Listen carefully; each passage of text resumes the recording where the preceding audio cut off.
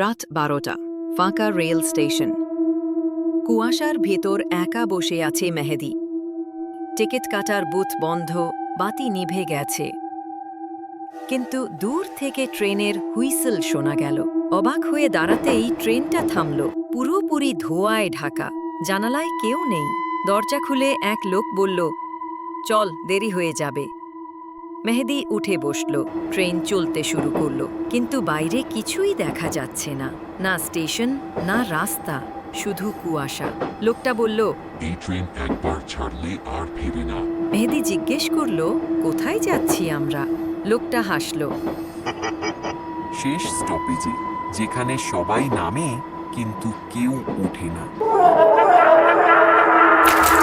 পরদিন সকালে লোকজন দেখে স্টেশনে একটা ভাঙা টিকিট পড়ে আছে। তাতে লেখা, মিডনাইট লাইন, ওয়ান ওয়ে।